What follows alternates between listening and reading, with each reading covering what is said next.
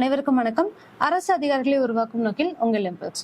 So நம்ம box contents எல்லாமே இப்போ பார்த்துட்டு இருக்கோம். ஸோ இதுக்கு முன்னாடி வரைக்கும் 10th லெசன் எக்கனாமிக்ஸ்ல 10th புக்ல இருந்து எக்கனாமிக்ஸ்ல 3rd லெசன் வரைக்கும் பார்த்துருக்கோம். இப்போ 4th லெசன் பார்க்க போறோம். ஓகேங்களா? ஸோ 4th லெசன் என்ன அப்படின்னு சொல்லி பார்த்தோம்னா அரசாங்கமும் வரிகளும். ஸோ இதில் இருக்கக்கூடிய பாக்ஸ் கண்டென்ட்ஸ் என்ன அப்படிங்கிறத பார்க்கலாம். ஸோ வரி அப்படிங்கிறது முதல்ல எதுக்காக நம்ம வசூலிக்கப்பட்டுச்சு அப்படின்னா 1857ல நடந்த ஒரு நம்மளுடைய பெரும் புரட்சிக்கு அப்புறமா நாட்டுல நிறைய பிரச்சனைகள் வர ஆரம்பிச்சிருச்சு. ஸோ அதுக்காக வந்து வரி அப்படிங்கிறது கட்டாயமாக வசூலிக்க ஆரம்பிச்சது. ஓகேங்களா? ஸோ இப்படிதான் வந்து வரிங்கிறது பேசிக்கா வந்தது. ஸோ இந்த பாக்ஸ்ல என்ன கொடுத்துருக்காங்க அப்படின்னா வரி அமைப்பு. ஸோ வரி அமைப்பை பத்தி அப்படிங்கிறத கொடுத்துருக்காங்க. ஸோ இது வந்து ஒரு கண்டென்ட், பாக்ஸ் மெட்டீரியல் கிடையாதுங்க. நீங்க திருப்பி படிச்சுங்க. ஸோ வாட் இஸ் வாட் அப்படிங்கிறது மட்டும் நான் சொல்லிடுறேன். ஸோ எல்லா வரிகளுக்குமே வந்து சில நன்மைகள் மற்றும் தீமைகள் இருக்கு அப்படிங்கறத சொல்லிட்டாங்க. அப்படி இருக்கக்கூடிய வரி அமைப்புல நம்மளுடைய வரிகளுடைய தொகுப்புகள், அதாவது டிஃப்ரெண்ட் கைண்ட்ஸ் ஆஃப் வரிகள் நம்ம வசூலிக்க ஆரம்பிச்சோம். ஸோ அது எப்படி அப்படின்னு சொல்லி பார்த்தோம்னா ஆடம் ஸ்மித் முதல் பல பொருளாதார வல்லுநர்கள் வரி விதிப்பு கொள்கைகளை கொடுத்துள்ளனர். அவைகளில் பொதுவான வகைகளை இங்க நினைவு கூறுவது முக்கியத்துவமாகும். ஸோ பொதுவான வகைகள் அப்படிங்கிறது என்ன அப்படின்னு சொல்லி பார்க்கலாம். ஸோ ஃபர்ஸ்ட் ஒன் சமத்துவ விதி. இந்த சமத்துவ விதி அப்படிங்கிறது என்னன்னா, ஸோ ஏழைகளால வந்து கம்பல்சரி வரி விதிக்கணும் இல்ல வரி வந்து கட்டணும் அப்படிங்கிறது நம்மளுடைய ரூல், ரைட்? ஸோ அப்படி பார்க்கும்போது ஏழைகளை கம்பேர் பண்ணும்போது பணக்காரர்களால அதிகமா வரி வசூலிக்க முடியும். அதிகமாகன்னு சொல்லாம அவங்க கிட்ட வரி கொடுக்கக்கூடிய தன்மை அவங்களுக்கு இருக்கு அப்படிங்கறத சொல்றாங்க. ஸோ இதுதான் வந்து சமத்துவ விதி. ஓகேங்களா? வரி ஒரு கட்டாய கட்டணம் என்பதால் வரிமுறையை வடிவமைப்பதில் சமத்துவம் என்பது முதன்மை என்பதை அனைத்து பொருளாதார வல்லுநர்களும் ஒப்புக்கொள்கிறார்கள். அப்படி பார்க்கும்போது பணக்காரர்கள் ஏழைகளை விட அரசாங்கத்திற்கு அதிக வரி வருவாயை வந்து ஏழைகளை பணக்காரர்களுக்கு அதிக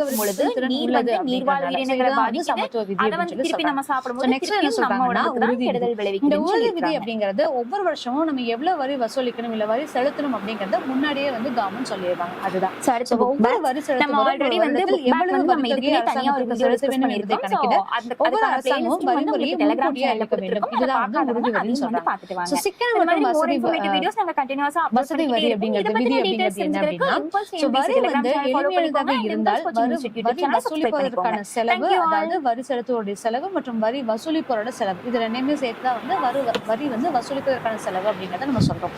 ஸோ மிக குறைவாக இருக்கும் அப்படின்னு சொல்றாங்க. ஸோ எளிமையானதா இருக்கும் போது வரி வந்து கம்மியா இருக்கும் அப்படின்னு சொல்றாங்க. மேலும் ஒரு நபருக்கு வரி செலுத்த போதுமான பணம் கிடைக்கும் நேரத்தில் வரி வசூலிக்கப்பட வேண்டும் அப்படிங்கிறதையும் சொல்லிட்டாங்க. அப்ப மாசம் 1ஆம் தேதி ஆச்சா நம்ம இன்கம் வாங்கும்போது அவங்களுக்கான வரி கொடுக்கிறோம் அப்படிங்கக்கூடிய விதியும் இங்க சொல்லியிருக்காங்க. இது வசதிக்கான வரி என்று அழைக்கப்படுகிறது. ஒரு வசதியான வரி வசூலிக்கும் செலவை குறைக்கிறது அப்படிங்கறதும் சொல்லியிருக்காங்க. ஸோ அதோட இம்பாக்ட் வந்து கம்மியாகுது அப்படிங்கறத இங்க சொல்லியிருக்காங்க. நெக்ஸ்ட் ஒன் உற்பத்தி திறன் மற்றும் நெகிழ்ச்சி வரி. இது எதுக்காக அப்படின்னு சொல்லி பார்த்தோம்னா அரசாங்கம் போதுமான வரி வருவாயை பெறக்கூடிய வரிகளை தேர்வு செய்ய வேண்டும். நிறைய வரிகளுக்கு பதிலாக அதிக வரி வருவாயை பெறக்கூடிய சில வரிகளை தேர்வு செய்ய வேண்டும். ஸோ ஒவ்வொன்றுக்கும் வரி கட்டுறதுக்கு எல்லாத்துக்கும் சேர்த்து ஒன்னா வந்து நம்ம கொடுக்கணும் அப்படிங்கிறது. நம்ம இப்ப கட்டுறோம்ல லக்ஸரி டாக்ஸ், அந்த மாதிரி. ஸோ இது உற்பத்தி திறன் வரியாகும். மக்கள் தங்கள் வருமானத்திலிருந்து வரி செலுத்துகிறார்கள். எனவே மக்கள் வருமானம் அதிகரித்தால் தானாகவே அதிக வரி வருவாயை செலுத்தும் வகையில் வரி அமைப்பு வடிவமைக்கப்பட வேண்டும். இதுதான் வந்து நெகிழ்ச்சி வரி அப்படின்னு சொல்லி அழைக்கப்படுது. ஓகேங்களா? ஸோ இந்த மாதிரி என்ன பண்றாங்க அப்படின்னா டிஃபரன்ஷியேட் பண்ணியிருக்காங்க. இந்த வரிகளுக்குள்ள வித்தியாசங்கள் என்ன அப்படிங்கிறதையும் இதுல கொடுத்திருக்காங்க. ஸோ நெக்ஸ்ட் ஒன் இந்த பாக்ஸ் என்ன கொடுத்திருக்காங்க அப்படின்னா, ஸோ முதல்ல நம்ம பார்த்திருந்தோம் இந்தியாவில் முதலாக வருமான வரி அப்படிங்கிறது 1860ல இன்ட்ரோடியூஸ் பண்ணாங்க. யார் அப்படின்னு சொல்லி பார்த்தோம்னா சர் ஜேம்ஸ் வில்சன் அப்படிங்கிறவரால அறிமுகப்படுத்தப்பட்டுச்சு. எதனால அப்படின்னா 1857ஆம் ஆண்டு புரட்சியின் மூலம் ஏற்பட்ட இழப்புகளை ஈடுகட்ட அரசாங்கத்தின் மூலம் போடப்பட்ட ஆணை தான் வந்து வரி விதிப்பு அப்படின்னு சொல்லி சொல்லிட்டாங்க. ஸோ இதை வந்து டாலரேட் பண்றதுக்கு மக்கள் கிட்ட இருந்து வரியா வாங்கி அவங்களுக்கு செலவு பண்ணும் அப்படிங்கறத முடிவு பண்ணாங்க. ஸோ வருமான வரி அப்படிங்கிறது என்னங்கிறது இந்த பாக்ஸ்ல கொடுத்துருக்காங்க. ஸோ அது தேவையில்லை. ஸோ வரிகளுடைய வகைகள் என்ன, நேர்முக வரினா என்ன அப்படிங்கிறதுக்கெல்லாம் கொடுத்துருக்காங்க. ஸோ இதுக்கான ஒரு எக்ஸாம்பிள் தான் இப்ப நிறுவன வரி அப்படிங்கறத ஒண்ணு சொல்லியிருக்கோம். ஸோ நிறுவன வரி அப்படிங்கிறது என்னன்னா இந்திய நிறுவனங்கள் எவ்வளவு வரி வசூலிக்கணும், அயல்நாட்டு நிறுவனங்கள் எவ்வளவு கொடுக்கணும் அப்படிங்கிறது தான். அப்ப வருமானம் அப்படிங்கிறது 50 கோடிக்குள்ள இருந்துச்சு அப்படின்னா இந்திய நிறுவனங்கள் 25% ஆஃப் டாக்ஸ் வந்து பே பண்ற மாதிரி இருக்கும். அதே மாதிரி ஃபாரின் ஆர்கனைசேஷன்ஸ் எல்லாமே 40%. இது 50 கோடிக்கு மேல இருந்தாலும் இந்தியன் நிறுவனங்கள் எல்லாமே வந்து 30%, அயல்நாட்டு நிறுவனங்கள் 40% டாக்ஸ் பே பண்ற மாதிரி இருக்கும். ஸோ அதை கொடுத்திருக்காங்க. ஸோ இந்த பாக்ஸ்ல என்ன கொடுத்திருக்காங்க அப்படின்னா இந்தியாவில் அரசாங்கத்தினால் 3 அடுக்குகள் வரி வசூலிக்கப்படுகிறது. ஓகேங்களா? சோ அது என்னென்ன அப்படின்னா, நடுவண் அரசால் எளிதில் வசூலிக்கக்கூடிய வரிகள் உள்ளன. இந்தியாவில் கிட்டத்தட்ட அனைத்து நேரடி வரிகளுமே வந்து நடுவண் அரசால் வசூலிக்கப்படுகிறது. ஸோ சென்ட்ரல் கவர்மெண்ட் நம்ம கிட்ட டைரக்ட் டாக்ஸ் எல்லாமே வந்து அவங்க வசூலிக்கிறாங்க. பொருட்கள் மற்றும் சேவைகளுக்கான வரி நடுவண் மற்றும் மாநில அரசாங்கங்களால் வசூலிக்கப்படுகிறது. ஸோ ஜிஎஸ்டி அப்படிங்கிறது எங்க அப்படின்னா, ஃபர்ஸ்ட் டைரக்ட் டாக்ஸ் சொல்லிட்டாங்க. ஸோ டைரக்ட் டாக்ஸ் அப்படிங்கிறது டைரக்டா சென்ட்ரல் கவர்மெண்ட் வந்து வசூலிக்கிறாங்க அப்படிங்கிறது சொல்லியாச்சு. ஜிஎஸ்டி அப்படிங்கிறது சென்ட்ரல் அண்ட் ஸ்டேட் ரெண்டுமே வந்து சேர்த்து வசூலிக்கிறாங்க அப்படின்னு சொல்லியிருக்காங்க. அடுத்தது சொத்துக்களுக்கான வரி அப்படிங்கிறது உள்ளூர் அரசாங்களால் வசூலிக்கப்படுகிறது. சோ அப்போ ப்ராப்பர்ட்டி டாக்ஸ் அப்படிங்கிறது வெறும் ஸ்டேட் கவர்மெண்டால மட்டும் வசூலிக்கப்படுகிறது அப்படிங்கிறது இதுல கொடுத்திருக்காங்க. சோ இந்தியாவில் நேரடி வரிகளை விட மறைமுக வரி மூலம் அதிக வரி வருவாய் வசூலிக்கப்படுகிறது. சோ இதுதான். சோ எப்பவுமே டைரக்ட் டாக்ஸை விட இன்டைரக்ட் டாக்ஸுக்கு வந்து அதிகமா நம்ம பே பண்ற மாதிரி இருக்கும். சோ டைரக்ட் டாக்ஸ் அப்படிங்கிறது இதுவே நம்ம போன வீடியோஸ்ல பார்த்திருப்போம். ஸோ டைரக்ட் டாக்ஸ் அப்படிங்கிறது என்ன சார்ந்ததாக இருக்கும். நான் ஒரு பொருள் வாங்கினா அதுக்கு நான் பே பண்ணக்கூடிய டாக்ஸ் வந்து டைரக்ட் டாக்ஸா இருக்கும். இன்டைரக்ட் டாக்ஸ் அப்படிங்கிறது நான் மேபி இன்னொருத்தங்களுக்கு வாங்கி தரலாம், அதுக்கான வரியுமே வந்து நான் தான் பே பண்ற மாதிரி இருக்கும். அப்ப அது பார்த்தோம் அப்படின்னா இன்டைரக்ட் டாக்ஸா இருக்கும். ஸோ இதான் சொல்லியிருக்காங்க. நேரடி வரிகளை விட மறைமுக வரி மூலம் அதிக வரி வருவாய் வசூலிக்கப்படுகிறது. இந்தியாவின் முக்கிய மறைமுக வரி அப்படிங்கிறது சுங்க வரி மற்றும் பண்டங்கள் மற்றும் பணிகள் வரி அப்படிங்கறத சொல்லியிருக்காங்க. ஓகேங்களா? ஸோ இதுல எதுக்கு அப்படின்னா டோல் டாக்ஸுமே சரி அண்ட் ஜிஎஸ்டியுமே வந்து மறைமுக வரிகளுக்கு கீழே வருது அப்படிங்கறத சொல்லியிருக்காங்க. ஓகேங்களா? சோ இதுல எதெல்லாம் டைரக்ட் டாக்ஸ் எதெல்லாம் இன்டைரக்ட் டாக்ஸ் அப்படிங்கிறதுக்கான இன்ஃபர்மேஷன்ஸ் கீழே கொடுத்திருக்காங்க. சோ அதுவும் பாத்துக்கோங்க. சோ இதெல்லாம் ரொம்ப ரொம்ப இம்பார்ட்டன்ட். ஓகேங்களா? Next one GST. ஸோ இந்த பாக்ஸ்ல ஜிஎஸ்டி பத்தி கொடுத்திருக்காங்க. ஸோ ஜிஎஸ்டி அப்படிங்கிறது மாநில அதாவது என்னென்ன கேட்டகரைஸ் பண்ணிருக்காங்க. ஜிஎஸ்டி 3 டைப்ஸ் இருக்கு. ஒன்னு வந்து SGST and CGST and IGCST. So IGST இதுக்கு என்ன அப்படின்னு சொல்லி பார்த்தோம்னா ஸ்டேட் கவர்மெண்டோட கூட்ஸ் அண்ட் சர்வீஸ் டாக்ஸ், இது central goods and service tax. IGST அப்படிங்கிறது வந்து integrated goods and service tax. So இதுல என்ன டிஃபரன்சியேஷன் பண்ணிருக்காங்க அப்படிங்கறத பார்க்கலாம்.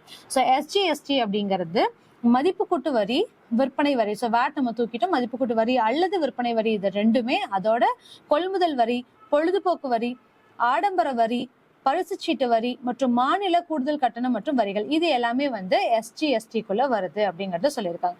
சிஜிஎஸ்டி அப்படிங்கிறது என்ன அப்படின்னா இதுவுமே வந்து மாநிலத்திற்கு உள்ள. ஓகேங்களா? ஸோ இப்போ சென்ட்ரல் இப்போ நம்மளோட தமிழ்நாடுலேயே பாத்தீங்க அப்படின்னா இங்க சிஜிஎஸ்டி நம்ம பே பண்ணுவோம், எஸ்ஜிஎஸ்டியும் நம்ம பே பண்ணுவோம். ஸோ இது இதெல்லாம் வருது அப்படின்னு சொல்லி பார்த்தோம்னா மத்திய சுங்கத்தீர்வை, டோல், சேவை வரி, ஈடுசை வரி, கூடுதல் ஆயத்தீர்வை, கூடுதல் கட்டணம், கல்வி கட்டணம், அதாவது இடைநிலை கல்வி மற்றும் மேல்நிலை கல்வி வரி. ஸோ இது எல்லாமே கம்ஸ் அண்டர் சிஜிஎஸ்டி.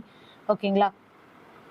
அடுத்தது ஒருங்கிணைந்த பண்டங்கள் மற்றும் பணிகள் வரி. ஸோ இது எங்க அப்படின்னு சொல்லி பார்த்தோம்னா மேக்ஸிமம் இது வந்து இன்டகிரேட்டட் அப்படிங்கறதுனால ஒரு ஸ்டேட்ல இருந்து இன்னொரு ஸ்டேட்டுக்கு நடுவில் நம்ம டிரான்ஸ்போர்ட் பண்றோம் அப்படின்னா அந்த இடத்துல ஐஜிஎஸ்டி பே பண்ற மாதிரி இருக்கும்.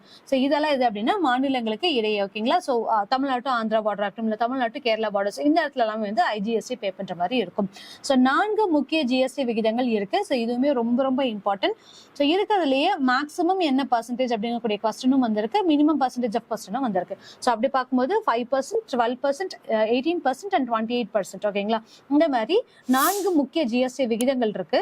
காய்கறிகள் மற்றும் உணவு தானியங்கள் போன்ற வாழ்க்கைக்கு தேவையான அத்தியாவசிய தேவைகளுக்கான அனைத்து பண்டங்களும் இந்த வரியிலிருந்து விலக்கு அளிக்கப்படுகிறது. ஸோ இதுல எல்லாமே வந்து ஜிஎஸ்டிஸ் கிடையாது அப்படிங்கிறதையும் சொல்லிட்டாங்க. ஸோ இது எல்லாமே கம்ஸ் அண்டர் ஐஜிஎஸ்டி. ஓகேங்களா? ஸோ அடுத்த பாக்ஸ் என்ன கொடுத்திருக்காங்க அப்படின்னா 1954ல ஃபர்ஸ்ட் ஜிஎஸ்டியை எங்க வசூலிச்சாங்க அப்படின்னு சொல்லி பார்த்தோம்னா பிரான்ஸ். ஸோ இதுவுமே வந்து ரொம்ப இம்பார்ட்டன்டான கொஸ்டின். ஓகேங்களா? முதல்ல ஜிஎஸ்டி எங்க கொண்டு வரப்பட்டுச்சு? பிரான்ஸ். எப்போ அப்படின்னு சொல்லி பார்த்தோம்னா 1954ல. ஸோ இதெல்லாம் எது அப்படின்னு சொல்லி பார்த்தோம்னா இப்போ நம்ம வரிகளுடைய எப்படி வரி விதிக்கப்படுது அப்படிங்கிறத பார்த்துட்டோம். ஸோ வளர்வீத வரி விதிப்பு அப்படின்னா என்ன, தேவை வீத வரி விதிப்பு அப்படின்னா என்ன, இல்லை விகிதாச்சார வரி விதிப்பு அப்படின்னா என்னங்கிறதுக்கான எக்ஸாம்பிள்ஸ் இங்க கொடுத்துருக்காங்க. ஓகேங்களா? ஸோ வளர்வீத வரி விதிப்பு முறை அப்படிங்கிறத பார்த்தோம்னா இப்போ 10,000 ரூபாய் வந்து பேசிக் அப்படின்னா அவங்களோட வரி விகிதம் 10% இருக்கும். ஸோ அவங்களோட வரி அளவு 1000 ரூபி. ஸோ இந்த மாதிரி அக்கார்டிங் டு த இன்கம் அவங்களுக்கான பர்சன்டேஜ் ஆஃப் டாக்ஸ் வந்து மாறும் அப்படிங்கறத இங்க சொல்லியிருக்காங்க. அப்ப 10,000க்கு 10% அப்படிங்கிறது, 20,000க்கு 15%, 30,000க்கு 25%. இது வந்து வளர்வீத வரி. அதுவே விகிதாச்சார வரி விதிப்பு முறை அல்லது விகித வரி விதிப்பு முறை அப்படிங்கிறது எல்லாத்துக்குமே காமனா 10% அப்படிங்கறத நம்ம வரி விதிப்பா செய்யறோம். அது 10,000 வாங்குறவங்களா இருக்கட்டும், 20,000 30,000 வாங்குறவங்களா இருக்கட்டும், அவங்களுக்கான வரி விதிப்பு அப்படிங்கிறது 10% அப்படிங்கறத பிக்ஸ் பண்றது. இதுவே தேவை வீத வரி விதிப்பு முறை அப்படிங்கிறது என்னன்னா அதிக வருமானம் ஈற்றவங்க வந்து கம்மியான அளவுக்கு பே பண்ணுவாங்க. ஸோ கம்மியான வருமானம் ஈற்றவங்களுக்கு வந்து அதிக வரி விதிப்பு பே பண்ணுவாங்க. ஸோ அதுதான் வந்து என்ன அப்படின்னு சொல்லி பார்த்தோம்னா தேய்வு வீத வரியா இருக்கும். ஏன் அப்படின்னு சொல்லி பாக்குறோம்னா, ஃபார் எக்ஸாம்பிள் இப்ப அவங்க 15 லட்ச ரூபா ஒருத்தங்களுக்கு வந்து ஒரு நாளோட ப்ராஃபிட் எடுத்துன்னு வச்சுக்கோங்களேன். அவங்களோட 1% அப்படின்னு சொல்லி போட்டோம்னாலும் நம்மளுக்கு 1,80,000 இல்ல 15,000 அப்படிங்கிற மாதிரி வரும். கரெக்டுங்களா? சோ அந்த மாதிரி இல்லாம அவங்களுக்கு இப்போ அப்ப பர்சன்டேஜ் வந்து இன்க்ரீஸ் ஆகும். பே பண்றது அவங்க ஜாஸ்தியா இருக்கலாம். நான் 10,000 வாங்கும்போது எனக்கு 10% போடும்போது 1,000 ரூபாய் என்னோட வரியா இருக்கும். அதே 15 லட்சம் வாங்கும்போது 10% அப்படின்னு போகும்போது ஸோ அதோட காஸ்ட் வந்து டிஃப்ரெண்ட் ஆகும். ரைட்? ஸோ இதுதான் வந்து தேய்வு வீத வரி அப்படின்னு சொல்லி சொல்லுவாங்க. அப்போ இந்த இடத்துல அதிகமா வருமானம் வாங்குறவங்களுக்கு கம்மியான வரியும், கம்மியான வருமானம் இருக்கவங்களுக்கு அதிகமான வரியும் விதிக்கப்படுகிறது. ஸோ இததான் என்ன சொல்றாங்க அப்படின்னா தேய்வு வீத வரி விதிப்பு முறை அப்படிங்கறத சொல்றாங்க. ஸோ இதுக்குள்ள டிஃபரன்ஸ் என்ன அப்படிங்கறத பார்க்கலாம். ஸோ வளர்வீத வரி விதிப்பு, விகித வரி விதிப்பு, தேய்வு வீத வரி விதிப்பு, மூணுக்குள்ள டிஃபரன்ஸ் என்ன அப்படின்னு சொல்லி பார்த்தோம்னா வருமான அதிகரிப்பு, இங்கேயும் வருமான அதிகரிப்பு இருக்கும், இங்க வருமான மாற்றம் இருக்கும். இங்க வரி அதிகரிக்கும், இங்க வரி குறையும். விகித வரி விதிப்பு அப்படிங்கறத பொறுத்த வரைக்கும் இங்க எப்பவுமே ஒரே வரி தான் இருக்கும். ஸோ இதுக்கு எக்ஸாம்பிள் வருமான வரி, இது வந்து நிறுவன வரி, இது வந்து விற்பனை வரி. ஸோ இதுதான் வந்து டிஃபரன்ஸ். ஓகேங்களா? So next one black money. So இதுக்குள்ள டிஃபரன்ஸ் கொடுத்துருக்காங்க. எதுக்காக அப்படின்னா வரிக்கும் கட்டணத்துக்கும் உள்ள வேறுபாடுகள் என்ன அப்படிங்கறத கொடுத்துருக்காங்க. ஸோ டாக்ஸ் அப்படிங்கிறது என்னன்னா எந்த வித பிரதிபலனும் எதிர்பார்க்காமல் அரசாங்கத்திற்கு கட்டாயமாக செலுத்தப்படுகின்ற ஒரு வரி, அதுதான் வந்து செலுத்துதான் வந்து வரின்னு சொல்லுவோம். பேமெண்ட் அப்படிங்கிறது பணிகளை பயன்படுத்துவதற்காக செலுத்துவதாகும். ஸோ இங்க வந்து டோல் பேமெண்ட் அப்படிங்கிறது நம்ம என்ன அப்படின்னா அந்த ரோடு நம்ம போறதுக்காக நம்ம செலுத்தக்கூடியது. ஓகேங்களா?